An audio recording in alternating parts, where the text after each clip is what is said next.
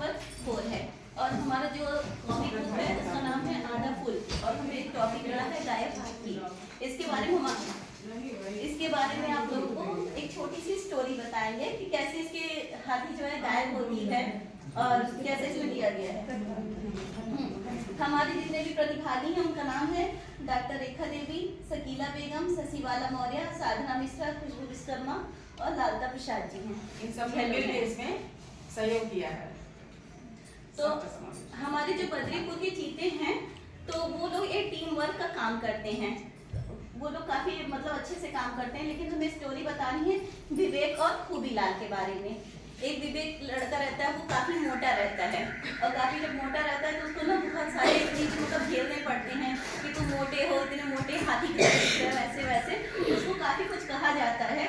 तो ये जो खूबीलाल है वो काफी हैंडसम लड़का है और काफी दुबला पतला, अपने बाल सेट आउट करा के रखता है, मतलब अपने आप को एकदम अपडेट किए है।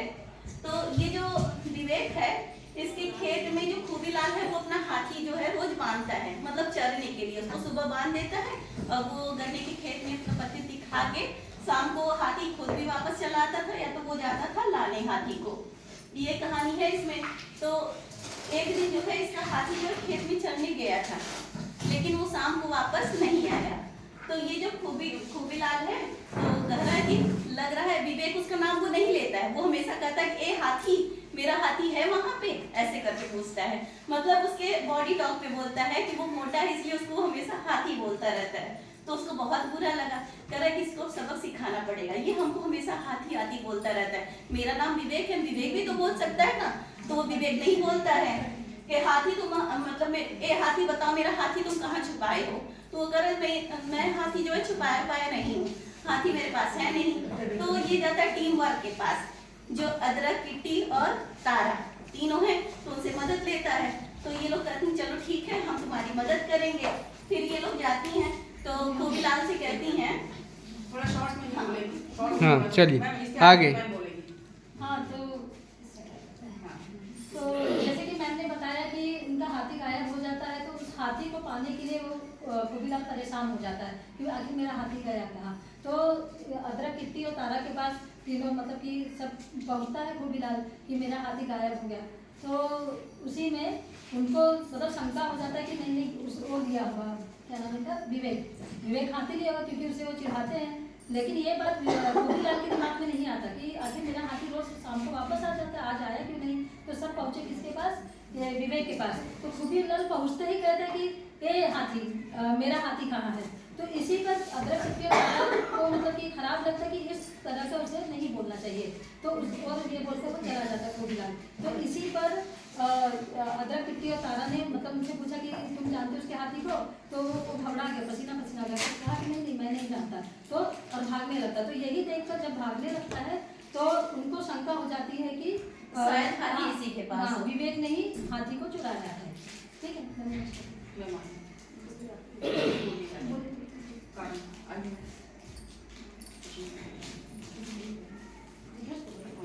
देखिए इसमें जो बात की गई है वो बॉडी टाइप की गई है, और हम आप सभी जानते हैं छोटे बच्चों से अगर कहिए तुम अच्छे नहीं हो, मोटे हो, और किशोरावस्था के बच्चों से ज़्यादा ये है कि जैसे हम बोलते हैं तुम मोटे हो, दुबले हो जाओ, तो बच्चे अपने अंदर इसको बहुत ज़्यादा सोचते हैं कि हम मोटे हैं, हमें दुबले होना है, हमें फिट दिखना है।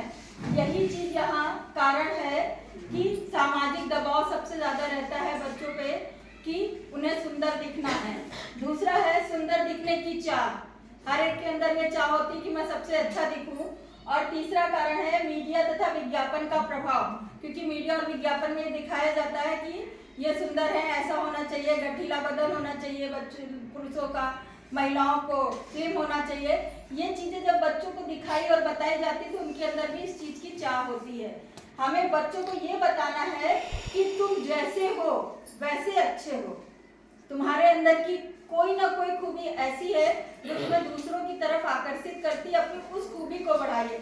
मान लीजिए कोई बच्चा दौड़ में अच्छा है, कोई कला में अच्छा है, कोई विज्ञान में अच्छा है, तो हमको ये करना होगा कि हम उसको उस फील्ड में आगे लाएं, उसको बताएं कि ये तुम्हारे अंदर की खूबी है, तुमको आगे आना है।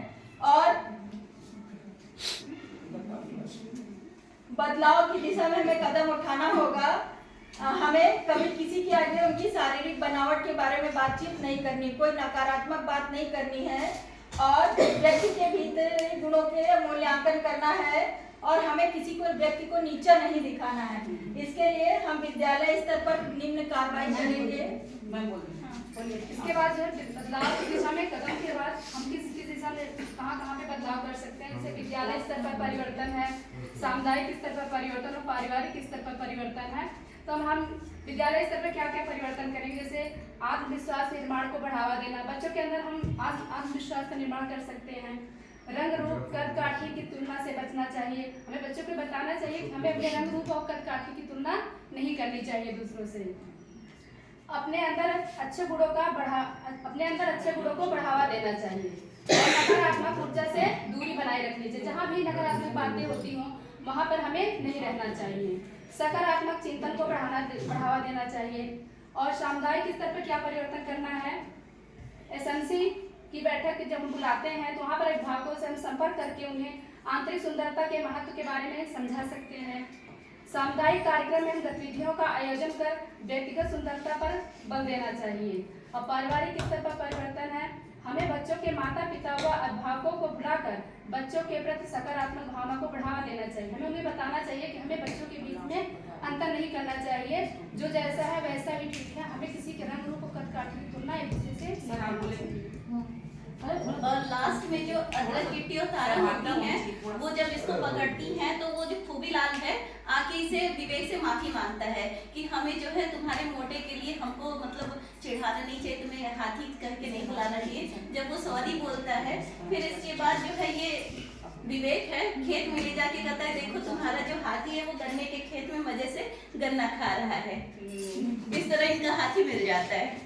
अंत में दिनकर की कविता की एक अंतिम पंक्ति है, बाती बीच उजियारी। जो हमारी बत्ती होती है जब हम उसको जलाते हैं तो उजाला होता है, उसी तरह से हमें अपने जो हमारे साथ बच्चे हैं बेसिक के बच्चे उनको उनमें उजाला भरना है सब में खूबियाँ। केवल हम एक सुगमकर्ता होने के नाते उनकी खूबियों को पहचाने, उनको हम आगे लाएं। देखिए वो अपने आप आगे आएंगे और यही कोशिश हमें निरंतर करनी रहेगी। धन्यवाद। और हमारा छोटा छोटा प्रयास जो है वो बच्चों में काफी निखार लाता है स्कूल में।